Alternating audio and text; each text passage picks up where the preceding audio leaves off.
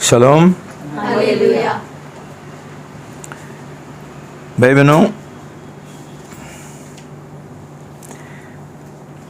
आज हम फिलिपी 3:4 से 11 पढ़ेंगे। ये वचन है पौलुस का उदार होने से पहले उसका जीवन कैसा था, उसके द्वारा हम सीखेंगे उदार पाने के लिए हम क्या करना है, क्या तरीका का विश्वास हमारे लिए जरूरत है। पढ़ेंगे फिलिपियंस 3:4-11, फिलिपी 3:4 से 11 सब साथ में पढ़ेंगे। मैं तो शरीर पर भी भरोसा रख सकता था। यदि किसी को शरीर पर भरोसा रखने का विचार है तो मुझे उससे भी कई अधिक हो सकता है। 8वें दिन मेरा खतना हुआ। इज़राइल जाति के बेन्यामीन गोत्र का हूँ, हिब्रानियों का हिब्रानी, कानून पालन की दृष्टि से फरीसी हूँ, उत्साह की दृष्टि से मैं कलीसिया का सताने वाला और कानून की नीतिमत्वता के अनुसार निर्दोष था। परंतु जो बातें मेरे लाभ की थी उन्हीं को मैंने मसीह के कारण हानि समझ लिया है। इससे भी बढ़कर मैं अपने प्रभु यीशु मसीह के ज्ञान की श्रेष्ठता के कारण सब बातों को तुच्छ समझता हूँ, जिसके कारण मैंने सब वस्तुओं की हानि उठाई है और उन्हें कूड़ा समझता हूँ, जिससे मैं मसीह को प्राप्त करूँ और मैं मसीह में पाया जाऊँ। यह अपनी उस नीतिमत्वता से नहीं जो कानून से उत्पन्न होती है, परंतु उस नीतिमत्वता से जो मसीह पर विश्वास करने से मिलती है, अर्थात उस नीतिमत्वता से जो केवल विश्वास के आधार पर परमेश्वर से प्राप्त होती है, जिससे कि मैं उसको और उसके जी उठने की सामर्थ को तथा उसके साथ दुखों में सहभागी होने के मर्म को जानूं, कि उसकी मृत्यु की समानता को प्राप्त करूं, कि मैं भी मृतकों के पुनरुत्थान को प्राप्त कर सकूं। प्रार्थना करेंगे। पिता परमेश्वर, प्रभु यीशु का नाम से हम आज आपका चरणों में आते हैं, सिंहासन के पास आते हैं, पूरा योग के साथ, पूरा आश्वासन के साथ। पिताजी, हमको आज एक समझ, ज्ञान और बुद्धि दे दो प्रभु पिताजी, कि हम ये विश्वास क्या है और उद्धार के लिए हम कैसा विश्वास करने गए। आज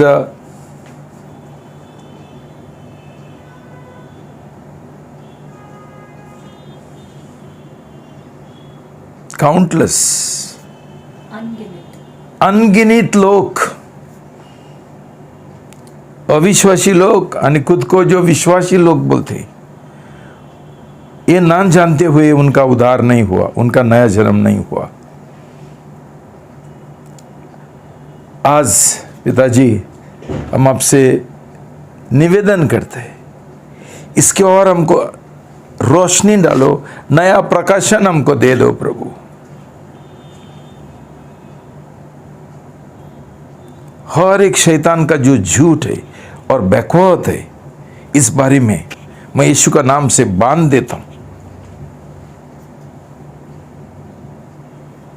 हमको छुटकारा दो प्रभु, ये अज्ञानता से हमको छुटकारा दो प्रभु, ताकि हमारा सही रीति से विश्वास करते हुए हम सब लोगों का उद्धार हो, नीतिमत्व पाए और नया जन्म हो। धन्यवाद आपका अनुग्रह के लिए, धन्यवाद आपका दया के लिए और पवित्र आत्मा का बुद्धि के लिए। ये प्रार्थना प्रभु यीशु का नाम से करते हैं, आमीन। भाई बहनों, पिछला संडे हम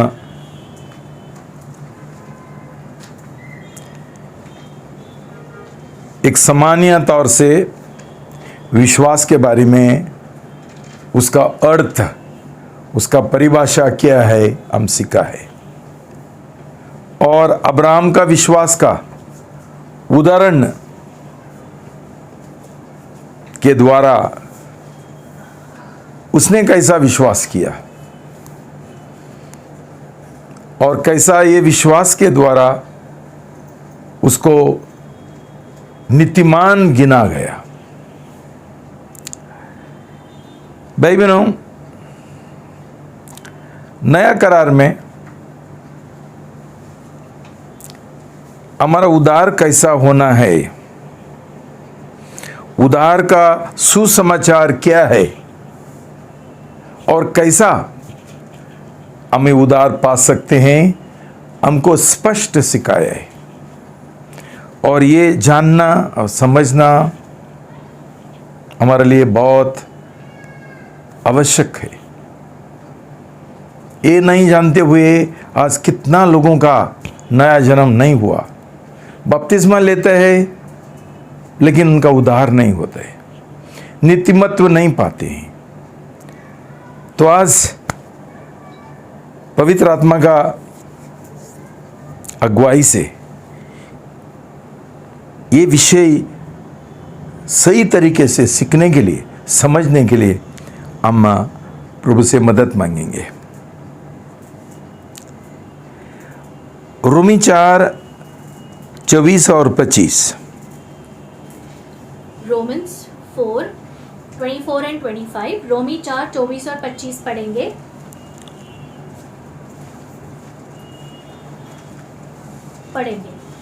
वरन हमारे लिए भी, जिनके प्रति इसलिए गिना गया है कि हम वे हैं जो उस पर विश्वास करते हैं, उस पर जिसने यीशु हमारे प्रभु को मृतकों में से जिलाया, वह हमारे अपराधों के कारण पकड़वाया गया और हमारे नीतिमत्वता ठहराए जाने के लिए जिलाया भी गया। भाई बहनों,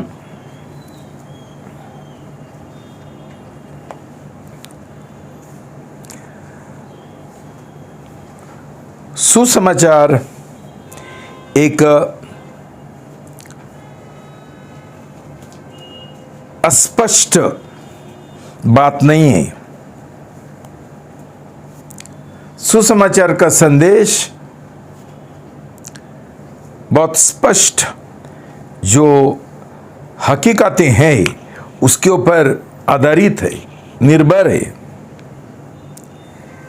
और पौलुस इसमें हमको अब्राहम का जो विश्वास है उसका विषयता जो है, लक्षण जो है, उसके बारे में हमको बताता है कि अब्राहम ने कैसा विश्वास किया। उसने उसका कामों के ऊपर विश्वास नहीं किया। अब्राहम ने विश्वास किया परमेश्वर का जो प्रतिज्ञा है, उसका जो शब्द है, उसका जो कथन है, उसके और उसने विश्वास किया। उसके पास कोई काम नहीं था, उसने खुद कुछ नहीं किया नीतिमान बनने के लिए। और इसलिए वहां लिखा है कि उसका विश्वास, ऐसा विश्वास के लिए उसको नीतिमान गिना गया। भाई बहनों, ये वचन में 3 स्पष्ट हकीकतें के बारे में लिखा है। नंबर 1 कि प्रभु यीशु को क्रूस के ऊपर मौत मिला हमारा पापों के लिए। जो सजा, पापों का सजा हमने भुगतना मांगता था, वो प्रभु यीशु मसीह के ऊपर गिरा। ये पहला हकीकत है। दूसरी हकीकत है कि मौत के बाद परमेश्वर ने प्रभु यीशु मसीह को मौत से जिलाया।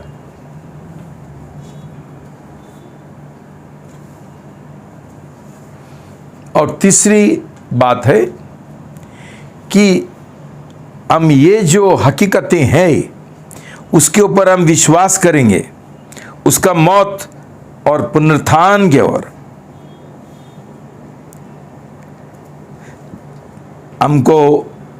हम भी नीतिमान बनेंगे परमेश्वर का सामने। तो भाई बहनों, ये स्पष्ट हकीकतें बातें हैं जिसके ओर हम विश्वास करना है। हमको नित्यमत्व चाहिए, हमको उद्धार चाहिए, हमको नया जन्म चाहिए। तो ये कोई हमारा काम के ऊपर आधारित नहीं है, सिर्फ हमारा विश्वास जो परमेश्वर ने और प्रभु यीशु मसीह ने जो क्रूस के ऊपर किया। उसके बाद और एक वचन है 1 कोरिन्थी 15:1-4। 1 Corinthians 15, 1-4, 1 कोरिन्थी 15:1-4 पढ़ेंगे।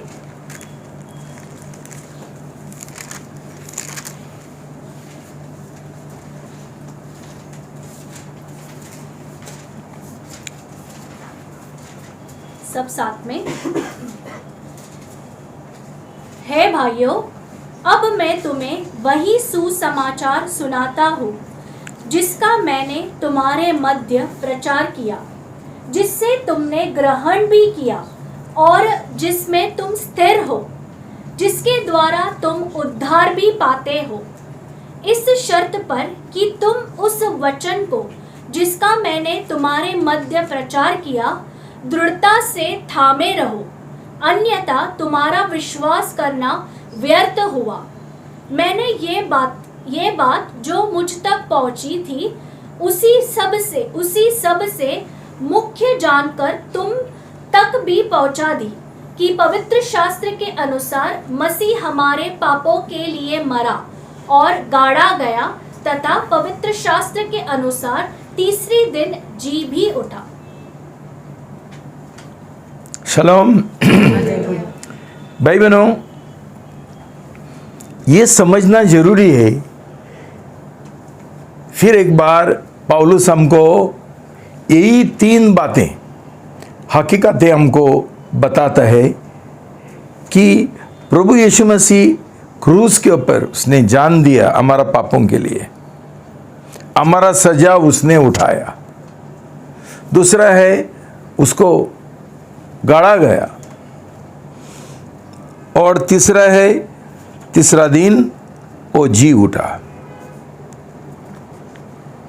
भाई बहनों, ये गवाही खुद परमेश्वर का वचन का है। पुराना करार में ये बातें एक भविष्यवाणी किया था, नबूवत किया था कि एक मसीह आएगा जो हमारे लिए जान देगा और वो जी उठेगा, और जो उसके ऊपर विश्वास करते हैं उनका उद्धार हो जाएगा, उनका पाप क्षमा हो जाएगा।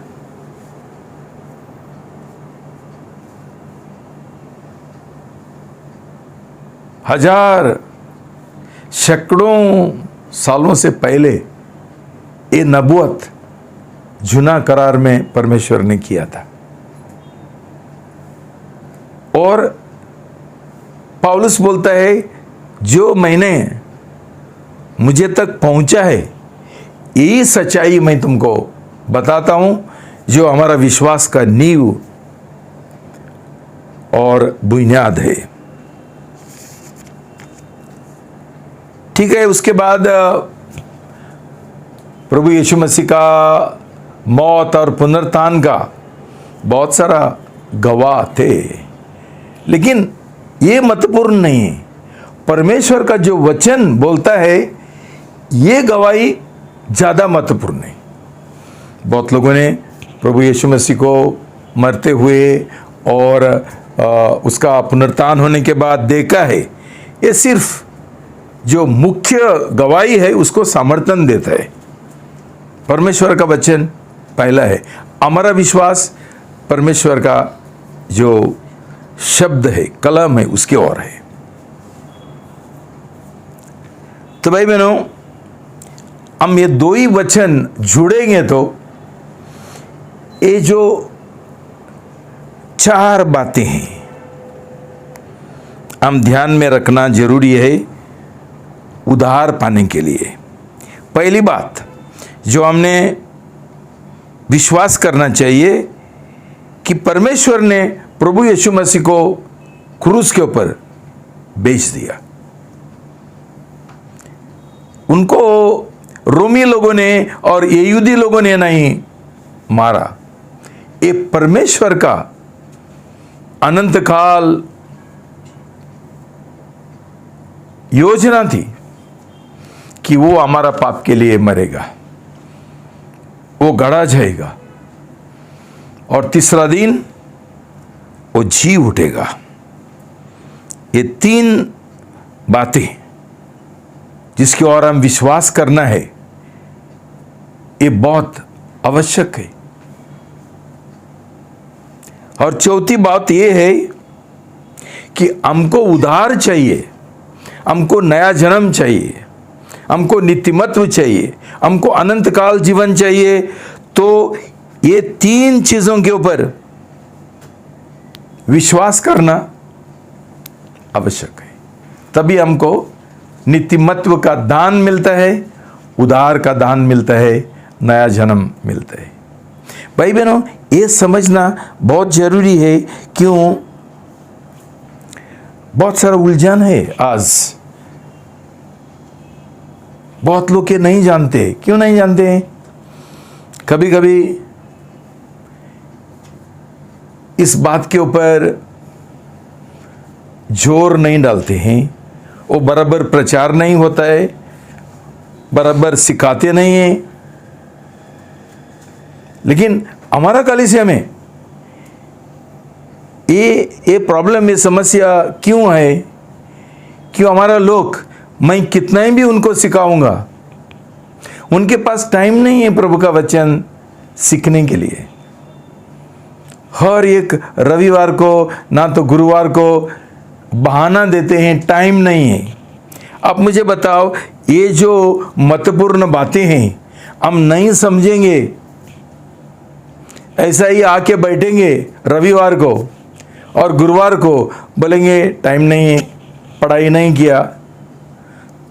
तो ये बात, ये सच्चाई जो मैंने तुमको सिखाया वो चले गया पीछे।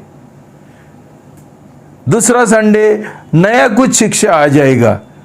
तो मतलब क्या होता है कि ये महत्वपूर्ण शिक्षा, सच्चाई हम कभी सुना नहीं है कि उस दिन हम बीमार गिरा, हमको टाइम नहीं था, वो हमको कोई शादी के लिए जाने का था। भाई बहनों, ऐसा करके बहुत सारा लोग आज तक नहीं जानते हैं कैसा उद्धार पाने का है, किस तरीका का विश्वास हमको जरूरी है। तो इसलिए आज मैं तुमको फिर एक बार सिखाता हूं, बराबर सुनिए और समझना। रोमी 4:4 और 5। Romans 4:4 and 5। रोमी 4:4 और 5 पढ़ेंगे।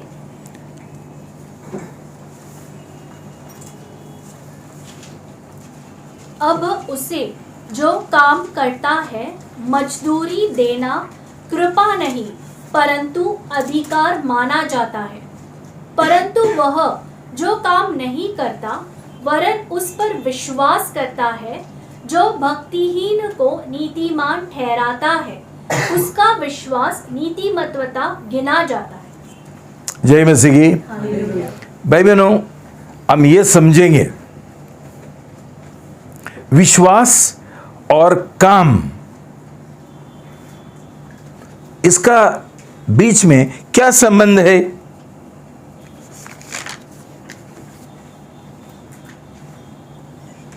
क्या संबंध है? पौलुस बहुत स्पष्ट रीति से हमको बताता है कि जो काम करता है और उसके लिए उसको मजदूरी मिलता है, ये कोई उसके लिए मेहरबानी नहीं है, उपकार नहीं है, ये उसका अधिकार है। काम किया तो उसको मजदूरी मिलना चाहिए।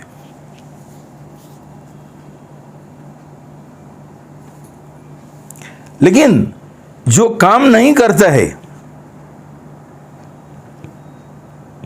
बल्कि वो परमेश्वर का जो प्रतिज्ञा है उसके ऊपर विश्वास करता है, उसको मजदूरी नहीं मिलता है, उसको जो दान मिलता है वो परमेश्वर का अनुग्रह है। ये हम समझना बहुत जरूरी है। मतलब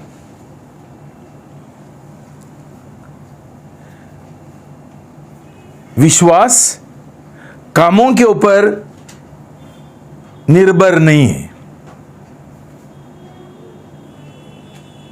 हम कोई काम नहीं कर सकते हैं जिसके द्वारा हमको उधार मिले,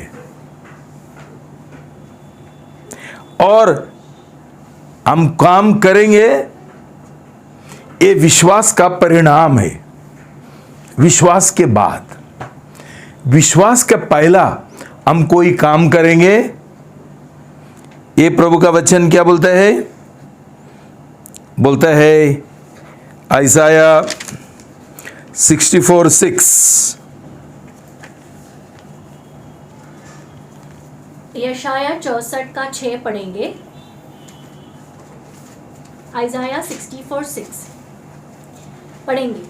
क्योंकि हम तो सब के सब अशुद्ध मनुष्य के से हैं और हमारे नीतिमान के काम मैले चितड़े के समान है। हम सब के सब पत्ते के समान मुरझा जाते हैं और हमारे अनीतिमत्वता के काम हमें वायु के समान उड़ा ले जाता है। देखो भाई बहनों, प्रभु का वचन हमको साफ साफ बोलता है कि जब भी हम पापी है, हमारा उद्धार नहीं हुआ, उद्धार पाने के लिए हम कोई काम नहीं कर सकते, कोई ट्राई नहीं कर सकते, कोई कोशिश नहीं कर सकते, कोई प्रयास नहीं कर सकते, कुछ नहीं कर सकते। हम कोशिश करेंगे और कोई काम करेंगे, प्रभु बोलता है वो काम मैले चितले का जैसा है, चितड़े का जैसा है। मतलब परमेश्वर का आंखों में उसको नाक के लिए एक गंदा बात है, जो वासत है, दुर्गंध है। ये चीज हम समझना बहुत जरूरी है। क्यों ऐसा है? यूहन्ना 19:30 जॉन 19:30, यूहन्ना 19:30 पढ़ेंगे।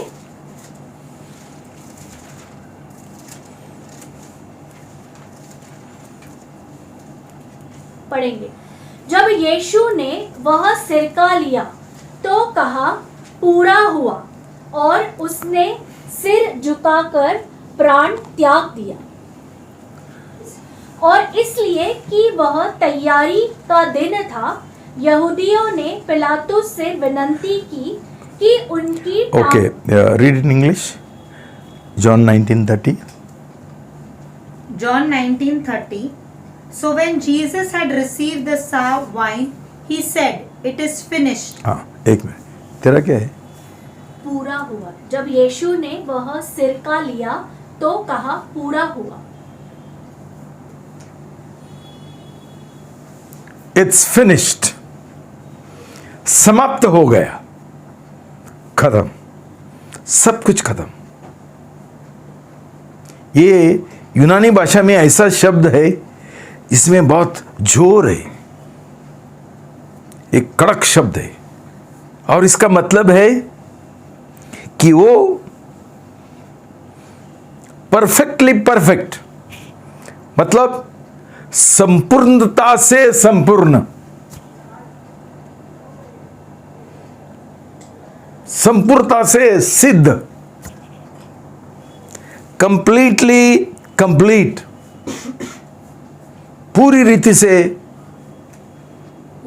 पूर्ण। भाई बहनों, ये महत्वपूर्ण बात है। ये एक ये पूर्ण काल है, परफेक्ट टेंस, पूर्ण काल। हम जैसा बोलते हैं ना, काम चुका हुआ, काम चुका दिया, जो काम आपने मुझे दिया था वो मैंने चुका दिया। मतलब समझो किसी को सुपारी दिया किसी को मारने के लिए, वो फोन करके बोलता है, साहब आपने जो काम दिया था मुझे, मैं पूरा किया, चुका दिया। 2 बार किसी को मार नहीं सकते, मैं अधूरा छोड़ दिया ऐसा नहीं, पूरा हो गया। भाई बहनों, इसका मतलब क्या है? इसका मतलब ये है कि और कुछ करने का जरूरी नहीं है, कोई चीज बाकी नहीं है और करने का। जो दाम चुकाने का था हमारा पापों का और हमारा उधार खरीद लेने का था, ये सब कुछ प्रभु यीशु मसीह ने पूरा किया। उसका कष्ट, मौत और पुनरुत्थान के द्वारा।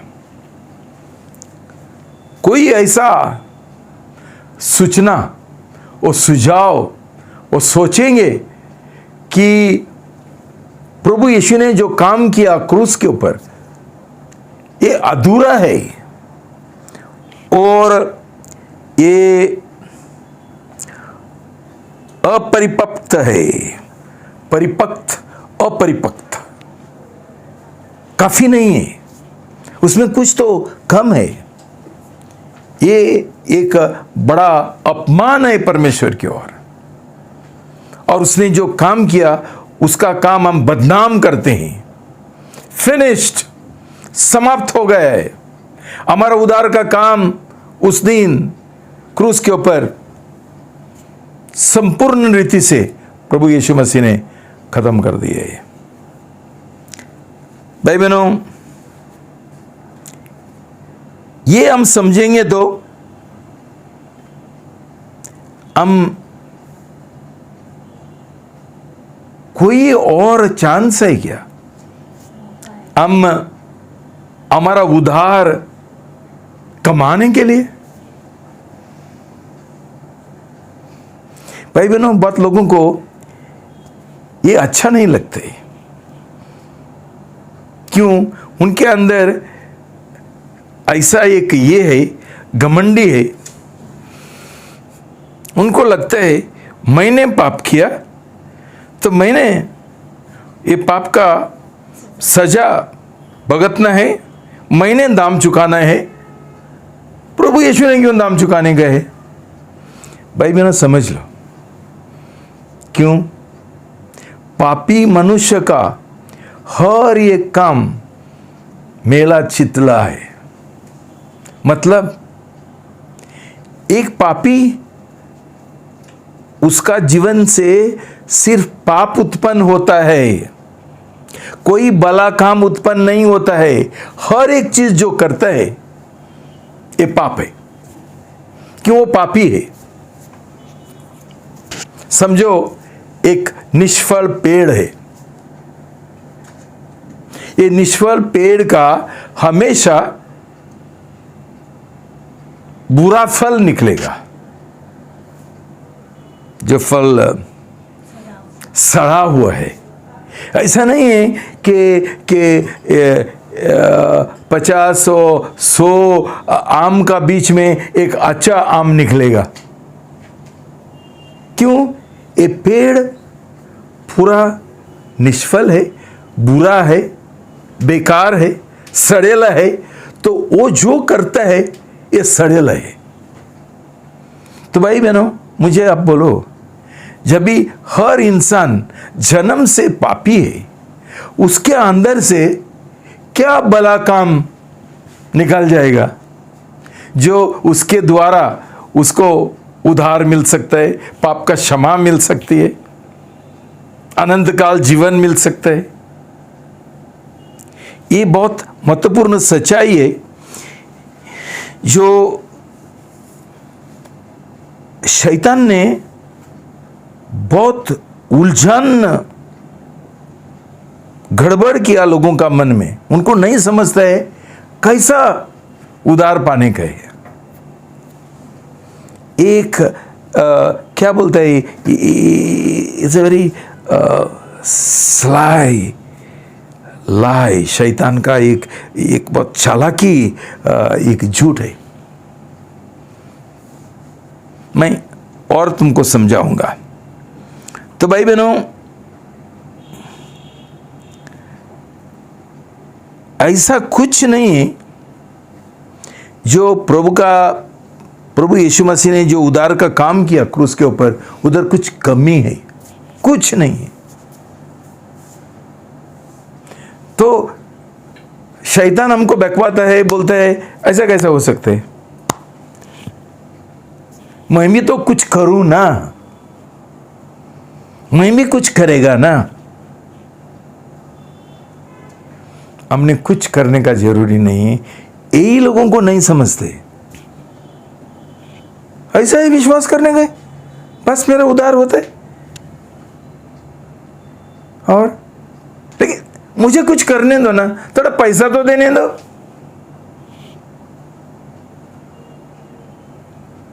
कुछ नहीं। ये लोगों को हैरान होते हैं, परमेश्वर ने ऐसा क्यों किया? क्यों मनुष्य, पापी मनुष्य कुछ नहीं कर सकता था, कुछ नहीं कर सकता था, कोई बलिदान नहीं कर सकता था खुद का और किसी का ही। जूना करार में आपने देखा, प्रभु यीशु मसीह ये दुनिया में आने से पहले परमेश्वर ने ये जो तंबू है, मूसा का तंबू है, उधर क्या था? उधर एक ये था, क्या बलिदान का एक वेदी था। उधर सब जानवर। क्यों जानवर का उपयोग किया? क्यों सिर्फ जानवर निर्दोष है? एक मेमना निर्दोष है, उसने कभी पाप नहीं किया। इसलिए परमेश्वर ने बोला ठीक है, ऐसा मेमने का, बकरी का तुम बलिदान करो और मैं तुम्हारे और प्रसन्न हो जाऊंगा, मैं तुमको सजा नहीं देगा।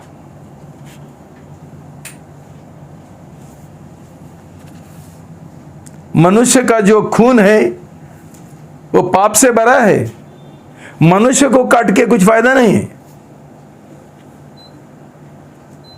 इसलिए परमेश्वर ने उसका खुद का पुत्र प्रभु यीशु मसीह को, जो निर्दोष मेमना जैसा है, उसके अंदर कोई पाप नहीं है। देखो, उसका प्रभु यीशु मसीह का जो जन्म हुआ वो एक चमत्कारी जन्म है। उसमें मरियम का जो पति है यूसुफ, उसका कोई काम नहीं था। इसलिए प्रभु का वचन बोलता है कि एक कुंवारी ने प्रभु यीशु मसीह को जन्म दिया। पवित्र आत्मा ने मरियम का गर्भ में एक काम किया, मनुष्य का कोई हाथ नहीं है। इसलिए प्रभु यीशु मसीह निष्पाप निकला। आदम का पाप उसको लागू नहीं हुआ। ऐसा मनुष्य का जरूरी था। क्यों? पाप जानवर ने नहीं किया था, पाप मनुष्य ने किया था। और मनुष्य ने, इंसान ने ये पाप का सजा भुगतना मांगता था। पापी मनुष्य के साथ ये नहीं होता था। इसलिए परमेश्वर ने उसका एकलौता पुत्र को मनुष्य बन के ये दुनिया में भेजा, और वो निर्दोष था, निष्पाप था। तो उसका बलिदान हमारे तरफ से उसने स्वीकार किया और हमको क्षमा किया। इसका मतलब क्या है? जो परमेश्वर ने प्रभु यीशु मसीह के द्वारा जो उद्धार का काम किया, उसके ऊपर हम विश्वास करेंगे। हमको और कुछ करने का नहीं है। क्यों? पेमेंट कर चुका है, दाम चुकाया है। दोबारा कोई पेमेंट नहीं करता है। भाई बहनों, हमको कोई एक दान देता है, हमारे लिए कोई एक फ्रिज समझो दान देना चाहता है हमको, तो वो व्यक्ति शॉप में जाता है और एक फ्रिज खरीद लेता है, पैसा भरता है और एक चिट्ठी पावती लेता है। ये पावती वो उसका दोस्त को देता है, बोलता है इधर पावती है, ये मेरा आपके लिए दान है, तू जाओ ये पावती दिखाओ और तेरा जो मेरे ओर से तोहफा है वो ले लो घर पे। अभी मुझे बताओ, वो व्यक्ति बोलेगा नहीं मैं थोड़ा पैसा भरूंगा। मैं थोड़ा पैसा भरेगा तो वो तोहफा नहीं होता है, तोहफा बिल्कुल मुफ्त होता है। किसी ने तो दाम चुकाया। अभी हमने वो स्वीकार करना है।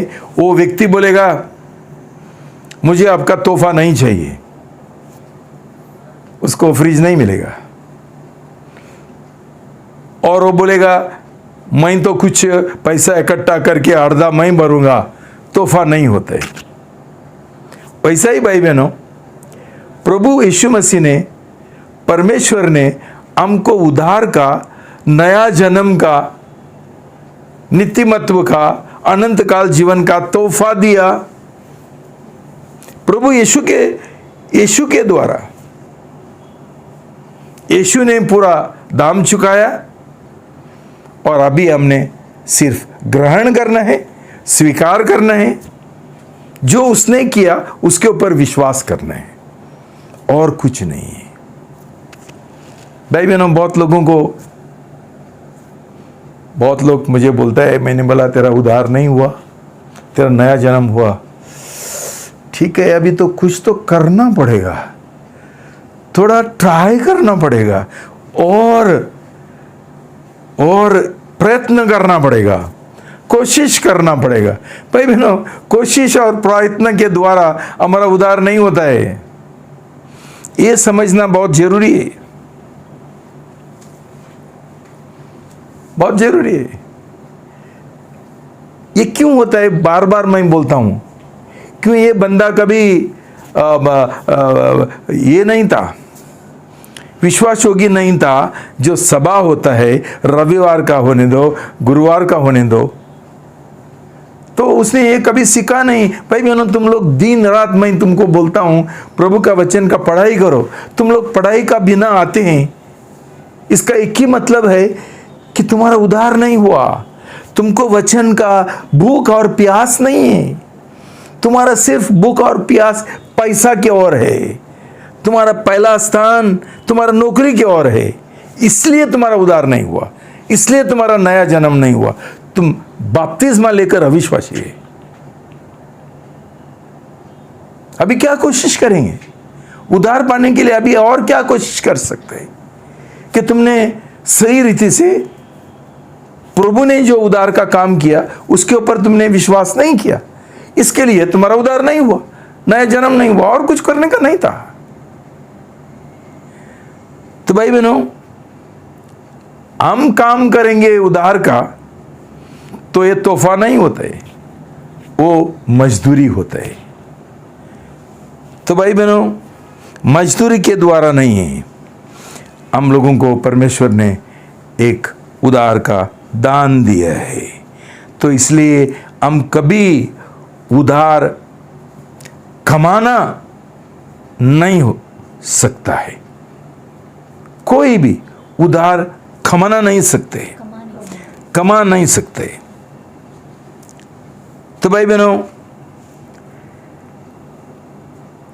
उद्धार पाने के लिए विश्वास के द्वारा हम क्या करना है? पहली बात यह है, काम करना बंद करो। काम करना मतलब नौकरी नहीं है, काम करना मतलब उद्धार के लिए प्रयास करना, प्रयत्न करना, ट्राई करना बंद करो। ये पहली बात है। उद्धार कमाने के लिए प्रयत्न करना, कोशिश करना बंद करो। क्यों? उद्धार विश्वास के द्वारा आता है, हमारा प्रयत्न के द्वारा नहीं है। कुछ नहीं करने का है। एक बार बोलो मेरे साथ, कुछ नहीं करने का है। सिर्फ जो प्रभु यीशु मसीह ने क्रूस के ऊपर किया उसकी ओर विश्वास करने का है और स्वीकार करने का है। बोलो, सिर्फ जो प्रभु यीशु मसीह ने क्रूस के ऊपर किया उसके ऊपर विश्वास करना है, वो स्वीकार करना है, बस उद्धार हो गया। इतना आसान है क्या? कितना साल लगते? कितना साल लगते? बोलो, कितना साल लगते? कितना हम हमारा समय व्यर्थ बिताता है कि हमको ये महत्वपूर्ण बात, ये रहस्य का बात हम अभी तक समझा नहीं, एड़ा है।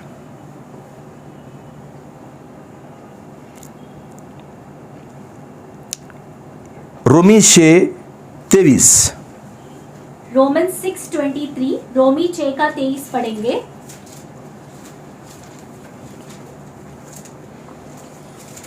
क्योंकि पाप की मजदूरी तो मृत्यु है, परंतु परमेश्वर का वरदान हमारे प्रभु मसीह यीशु में अनंत जीवन है। भाई बहनों, जितना हम मजदूरी करेंगे उतना हमको मौत मिलेगा, जितना हम कोशिश करेंगे उतना हमको मौत मिलेगा, जितना हम विश्वास करेंगे हमको अनंत काल जीवन मिलेगा। ये तुम्हारा मन से निकालो कि हमको तो कुछ उद्धार के लिए काम करना पड़ेगा। काम करेगा तो तुमको मजदूरी मिलेगा, और मजदूरी का क्या है? पाप का मजदूरी मृत्यु है, वही तुमको मिलेगा। तो पौलुस अच्छा से ये फर्क हमको दिखाता है कि काम का बीच में और विश्वास का बीच में क्या फर्क है।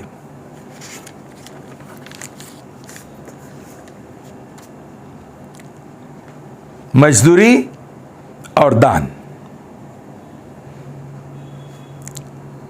मजदूरी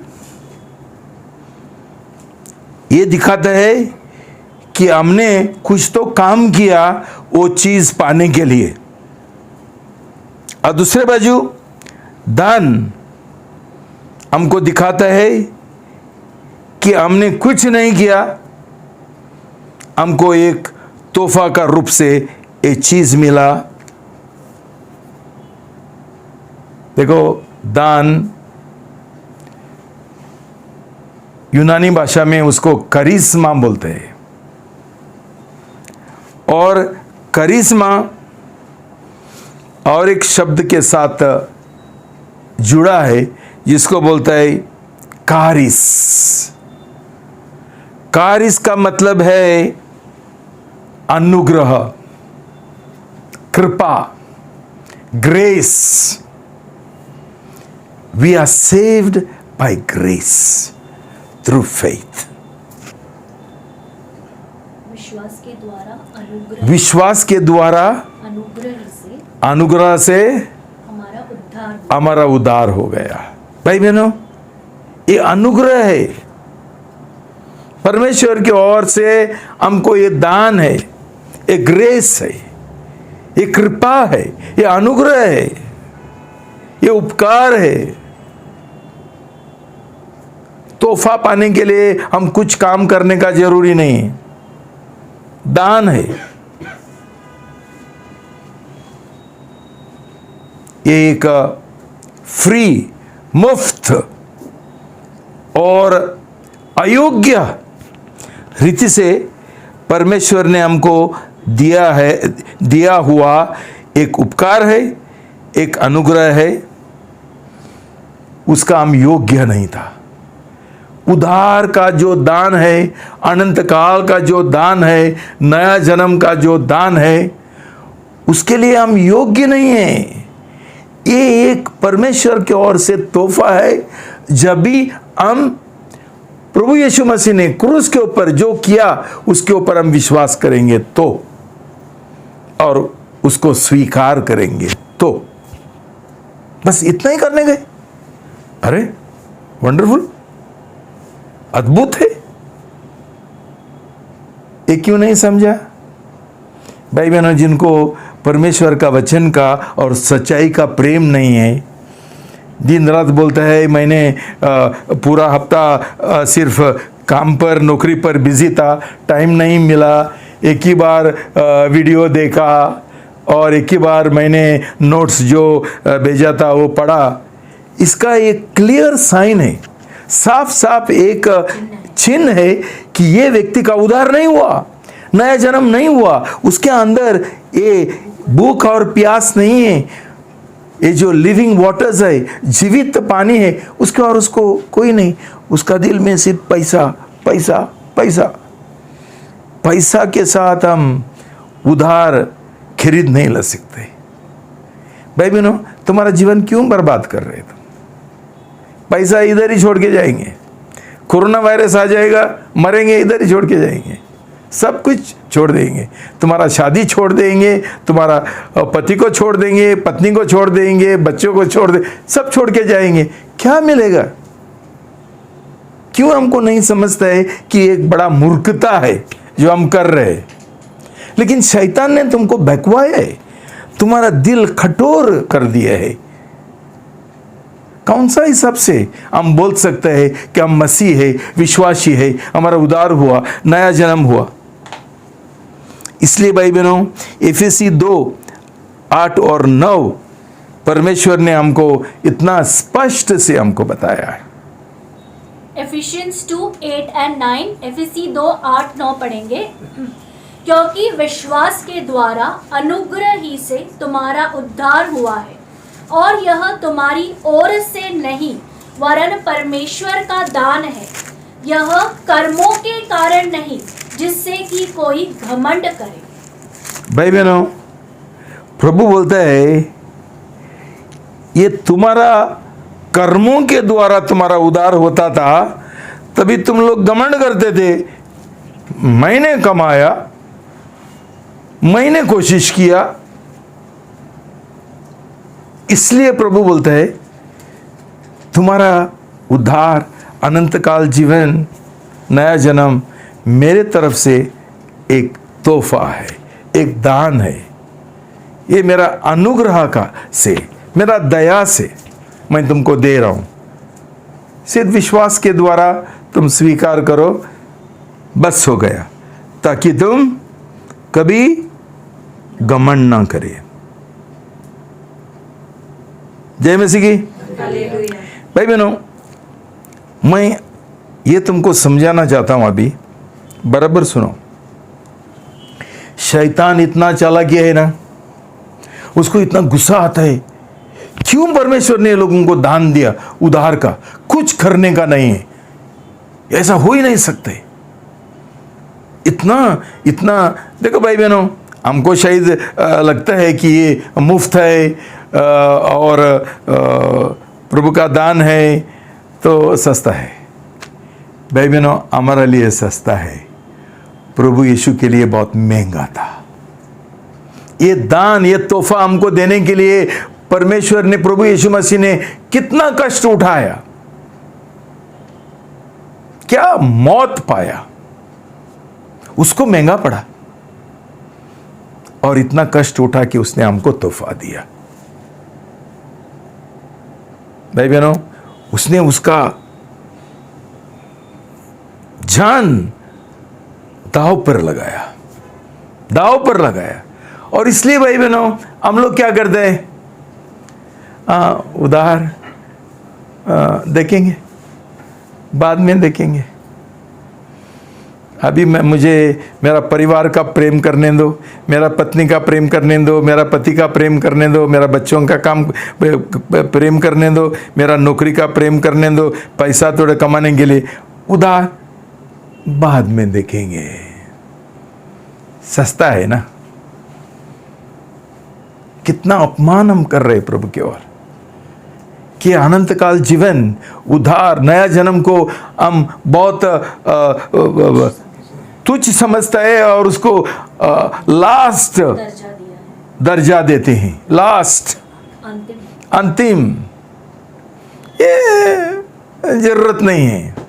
1 साल हो गया, 2 साल हो गया, 3 साल हो गया, 5 साल हो गया, 10 साल हो गया, लेंगे बपतिस्मा, अभी हम बिजी है, पैसा कमाने गए। शैतान का बहकावत है, ये झूठ है। तो शैतान क्या बोलता है, शैतान ने हमारा भारत देश में एक बहुत बड़ी एक ये झूठ फैला है, उसको बोलता है पुण्य। ये पुण्य ना हमारा भारत देश में बहुत फेमस है, पुण्य कमाने गए। भाई बहनों, ये लोगों का पुण्य कमा के कभी उधार नहीं होगा, ये शैतान जानता है। तो उनका ध्यान पूरा पुण्य के ऊपर। अब मुझे बताओ, तिरुपति में क्यों जा रहे, और कौन सा मंदिर है, हाँ, ये यात्रा में जाता है ना, यात्रा। और कौन सा है, हाँ, शिरडी। और तो भी वो काला पहन के जाता है, कोई ये नहीं है, हाँ, अय्यप्पा है, कोई जूते नहीं है, चल के जाने गए, चलते चलते चलते चढ़ते चढ़ते खून आने तक। ये क्या है, पुण्य कमाने के लिए, कि मुझे मेरा पाप का क्षमा मिले। देखो शैतान कितना चालाकी है, लोग बैठ जाते हैं, लोगों को बहुत अच्छा लगता है ये सब कुछ।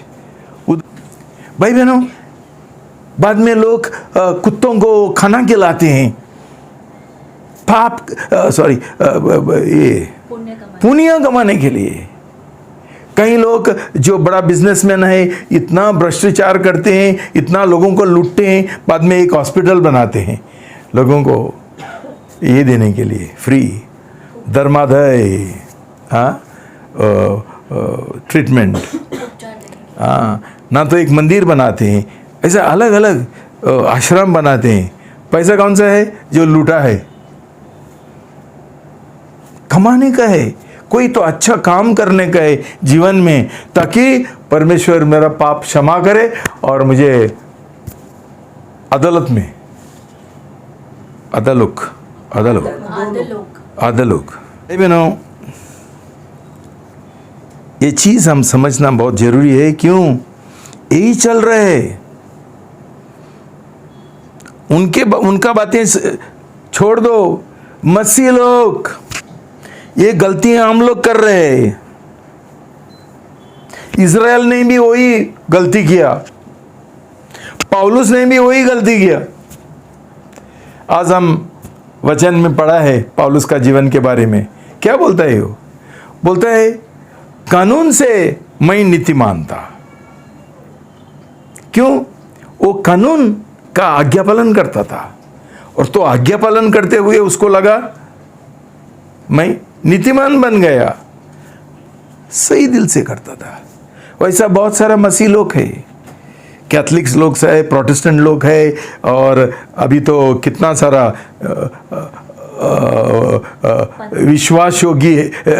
विश्वासी लोग है जिनका उद्धार नहीं हुआ। क्यों? ये बात, ये सच्चाई नहीं समझा है।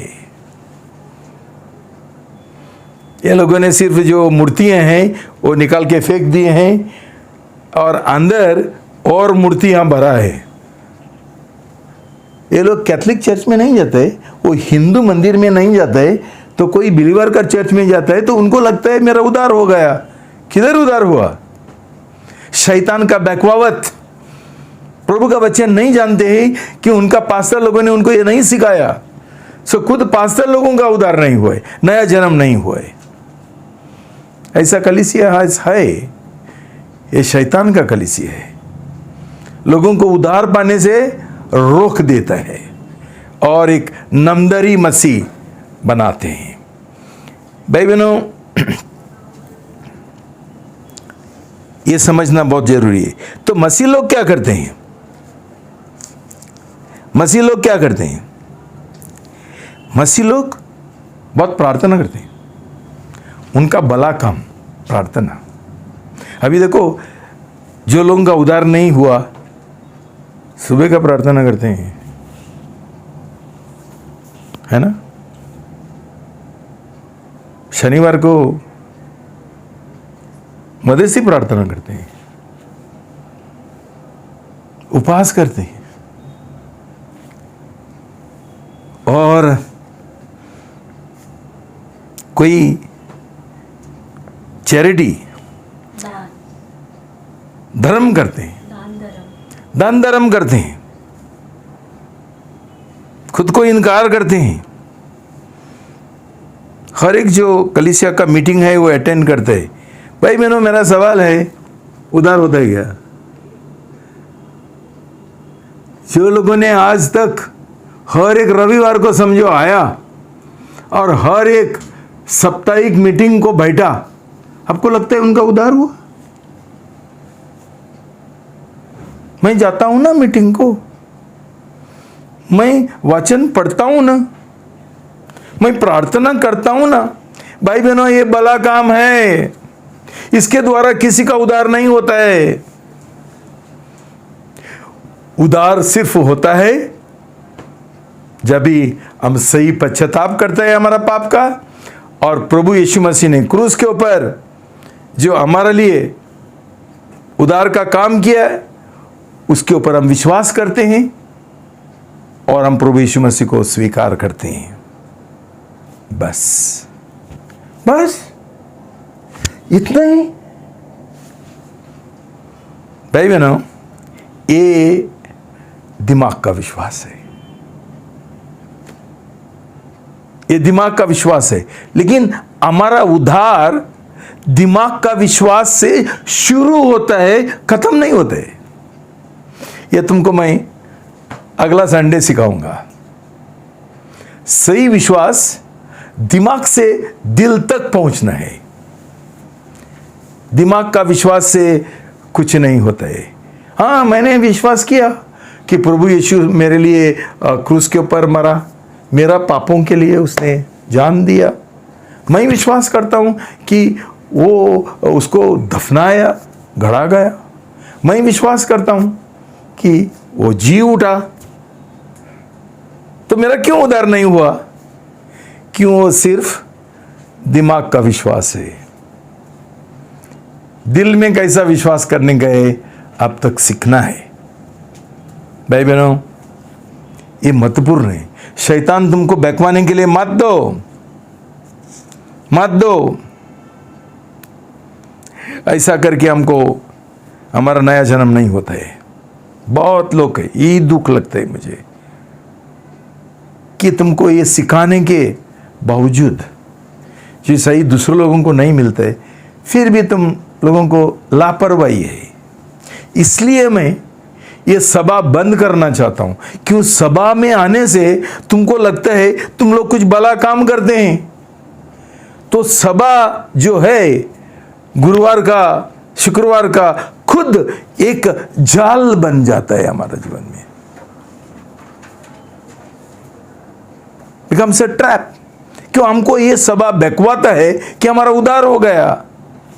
क्या करते हैं लोग? उधर आते हैं, बैठते हैं, रविवार को सुना और गुरुवार को भी सुनते हैं, लेकिन पढ़ाई नहीं है। हमारा जीवन को हम लागू नहीं करते हैं, हम स्वीकार नहीं करते हैं, उसके अनुसार हम नहीं जी रहे। जैसा तुमको बोला, हमारा जो भला काम है वो उद्धार होने के बाद होना चाहिए। उसका पहले जो भला काम है वो मैले चिटले है, लेकिन विश्वास के बाद। लेकिन हमारा उद्धार ही नहीं हुआ तो क्या फायदा है ये सब बातों का? हाँ, अब मीटिंग को आना है, लेकिन सही मन से प्रभु का वचन का पढ़ाई करने के लिए, सच्चाई जानने के लिए, ताकि ये सच्चाई का हम आज्ञा पालन करें। ये नहीं है तो मीटिंग का क्या फायदा? सब तुम्हारा जो मुंह पाठ है और ये है, ये जवाब वो जब, क्या फायदा है? सिर्फ दिमाग में, कार्य में क्या है? कोई भी एक भी गवाही नहीं देता है। क्यों?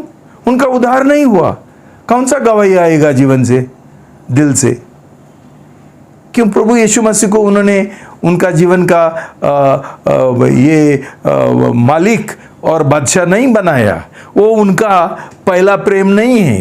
पहला प्रेम है नौकरी, पहला प्रेम है शादी, पहला प्रेम है मेरा दौलत, पैसा, बच्चे।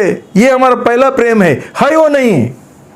आज जांचो तुम्हारा दिल, झूठ मत बोलो कि मेरा उद्धार हो गया, मेरा नया जन्म हो गया। नहीं हुआ।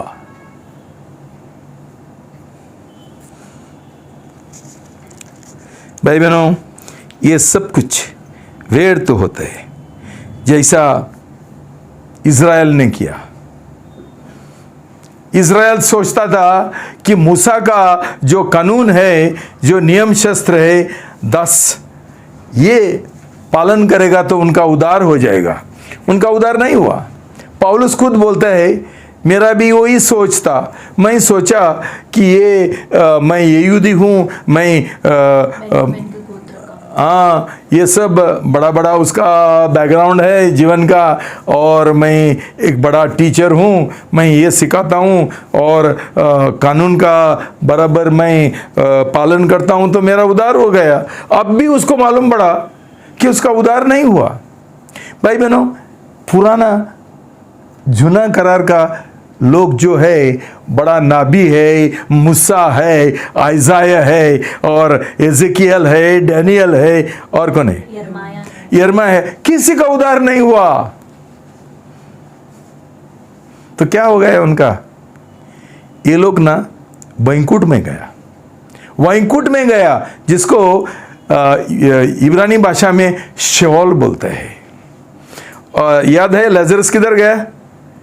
अब्राहम का गोद में गया, स्वर्ग में नहीं गया और नरक में नहीं गया। क्यों? ये लोग, तब तक प्रभु यीशु मसीह नहीं आया था, तब तक प्रभु यीशु मसीह ने क्रूस के ऊपर जान नहीं दिया था, उद्धार का काम नहीं हुआ था। इसलिए ये लोगों को रुकना पड़ा वहां वैकुंठ में। तो प्रभु यीशु जी उठने के बाद पहला ये लोगों को मिलने के लिए गया और उनको सुसमाचार दिया। तभी ये लोगों ने विश्वास किया, तभी उनको सब लोगों को उदार होकर उनको स्वर्ग में लेके गया। पुराना करार में, जुना करार में किसी का उदार नहीं हुआ था। अब्राहम भी उधर ही था, इसलिए वो उनको सब लोगों को गोद में लेकर बैठा था। प्रभु यीशु मसीह का इंतजार कर रहे थे, जो नया करार में जो हमारा उद्धार का काम होने वाला था क्रूस के ऊपर, इंतजार करते थे सब लोग, पूरा दुनिया। आज भाई बहनों ये काम खत्म हो गया, फिर भी हम उसका फायदा उठाने के लिए हमको विश्वास नहीं है।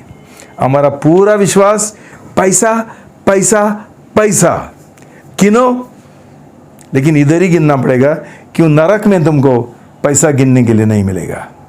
उधर आग रहेगा और तुम चिल्लाएंगे। क्यों? पैसा का इतना प्रेम किया, नौकरी का इतना प्रेम किया, उसको पहला स्थान दिया, और तुम्हारा जो नया जन्म का जो उद्धार का काम है उसको लास्ट तुच्छ समझा और ये दिया। भाई बहनों, मैं ये प्रार्थना करता हूँ कि ये आज का संदेश के द्वारा ये सच्चाई तुम्हारा दिल में घुसेगा और तुमको छुटकारा मिलेगा। तुम्हारा समय व्यर्थ मत बिताओ भाई बहनों। परमेश्वर ने तुमको कितना लंबा रस्सी दिया, फिर भी तुम लोगों ने अभी तक तुम पश्चाताप करने के लिए तैयार नहीं है और ये विश्वास के साथ समर्पण करने के लिए तैयार नहीं है। भाई बहनों, तब तक कोई आशा नहीं है। क्यों हम व्यर्थ हमारा जीवन बिताएंगे, जब भी प्रभु यीशु मसीह ने हमारे लिए सब कुछ, क्या बोलता है हमारा भाषा में, मम्मी ने अच्छा खाना पका के रखा है टेबल के ऊपर, और हम क्या करते हैं, देखते हैं ये नहीं चाहिए, देखेंगे बाद में। ऐसा हमारा एक मनोवृत्ति है और हमारा रवैया है, ये हमारा तरीका है, ये हमारा सोच विचार है। कितना घटिया और कितना डेंजरस, खतरनाक है। कब तक हम खेलेंगे प्रभु यीशु के साथ? हमारा स्वयं, हमारा घमंडी नहीं चाहते हैं प्रभु का उद्धार, क्षमा करने के लिए तैयार नहीं, पाप का पश्चाताप करने के लिए तैयार नहीं, कुछ नहीं।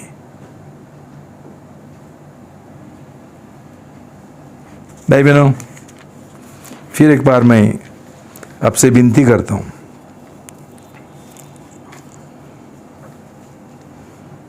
हमारा कोई प्रयत्न, कोई प्रयास और कोई जरूरत नहीं, सिर्फ हमारा विश्वास जो प्रभु यीशु मसीह ने किया और पौलुस ने हमको कुरिन्थी में सिखाया, बस।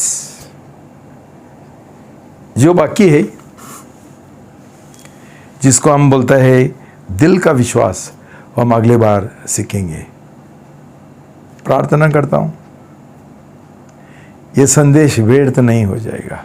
ये मेरा प्रार्थना है कि हर एक भाई बहन जो ये सुन रहे हैं, हमारा कलीसिया का होने दो, वो यूट्यूब में जो लोग सुन रहे हैं, कि परमेश्वर उनको एक प्रकाशन देगा ये समझने के लिए। जब तक हम प्रभु यीशु मसीह को हमारा जीवन का प्रभु, मालिक और बादशाह नहीं बनाएंगे, हम उसका इच्छा करने के लिए तैयार नहीं होंगे, अभी भी हमारा खुद का इच्छा के मर्जी के अनुसार जिएंगे, लेकिन बराबर चर्च में जाते हैं रविवार को, कुछ फायदा नहीं है, उद्धार नहीं हुआ। शायद कोई प्रचार भी कर रहे, कुछ फायदा नहीं, उद्धार नहीं हुआ। सिर्फ ये तरीका है उद्धार पाने के लिए। तो हम ये जाने भाई बहनों, प्रकाशन के द्वारा जाने कि प्रभु हमसे बात करे, पवित्र आत्मा हमको छुए हमारे दिल को, और एक हम निर्णय ले इतना ही करने के लिए जो प्रभु ने हमारे लिए इतना कष्ट उठाकर हमको तोहफा दिया, वो हम इनकार नहीं करेंगे, ना करेंगे नहीं, लेकिन हम स्वीकार करेंगे और परमेश्वर का धन्यवाद स्तुति करेंगे। प्रभु तुमको आशीर्वाद दो। शालोम।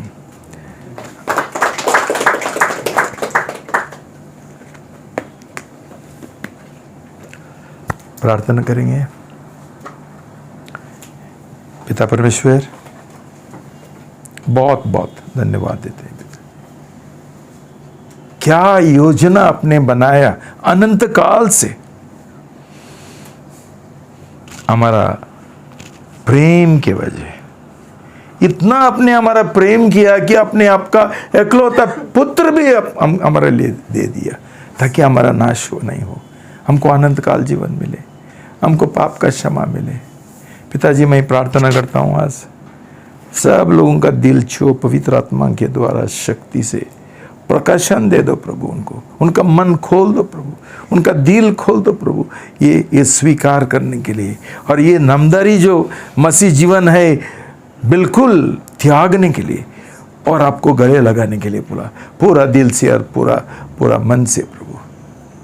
प्रार्थना करता हूँ कि जो लोगों ने ये संदेश सुना, ये बराबर पढ़ाई करेंगे बराबर, और उनका जीवन को लागू करेंगे और एक निर्णय लेंगे, जैसा उद्धार का एक तरीका है, ये तरीके से उद्धार पाने के लिए प्रभु उनको मदद करो, उनका अनुग्रह दे दो, उनको पवित्र आत्मा का शक्ति दे दो।